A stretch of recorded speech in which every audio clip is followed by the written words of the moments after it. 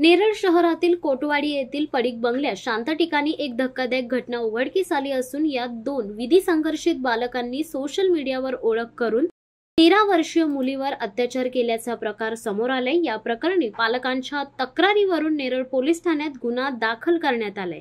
ही घटना संपूर्ण जून महिन्यापासून ते 5 जुलै 2025 पर्यंत घडत होती। इंस्टाग्राम या सोशल अकाउंटवर मैत्री करून एका पडीक बंगल्यावर बोलून पीडित अल्पवयीन माहित असताना देखील तिच्याशी जबरदस्तीने अतिप्रसंग केले व त्याचे चित्रीकरण केले। पीडितेस धमकावले व बाहेर कोणाला सांगितले तर हे सर्व चित्रीकरण सोशल मीडियावर व्हायरल करू अशी धमकी तिला वारंवार देण्यात येत होती। अखेर पीडित मुलीने आपल्या आईला घडलेल्या प्रकाराबाबत सांगितल्यावर ही बाब आज उघडकीस आली आहे। नेरळ पोलीस ठाणे येथे पीडित व नातेवाईक यांनी प्रभारी अधिकारी शिवाजी ढवळे यांना ही बाब सांगितली।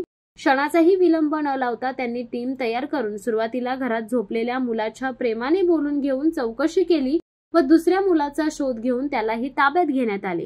गुन्हा क्रमांक 114/2025 संबंधित बालकावर भारतीय न्याय संहिता दंड 2023 कलम 64(2) 35(1) व पोस्को कायद्या अंतर्गत गंभीर कलमांखाली गुन्हा दाखल करण्यात आले। या प्रकरणाची चौकशी अत्यंत संवेदनशीलतेने केली जात असून दोन्ही बालकांसाठी मानसोपचार तज्ञांची मदत घेतली जात आहे। उपविभागीय पोलीस अधिकारी विक्रम कदम व प्रभारी पोलीस ठाणे अधिकारी शिवाजी ढवळे यांच्या मार्गदर्शनाखाली महिला पोलीस अधिकारी प्राची पांगे करीत आहेत। तर या घटनेमुळे संपूर्ण परिसरात संतापाची लाट उसळली असून स्थानिक नागरिकांनी बालकांमध्ये लैंगिक शिक्षण व सामाजिक मूल्यांची गरज अधोरेखित केली आहे। बालकांचे मानसिक आरोग्य आणि सुरक्षितता यावर नव्याने चर्चा सुरू झाली आहे। शिवसत्ता टाइम्ससाठी संदेश साळुंके, नेरळ।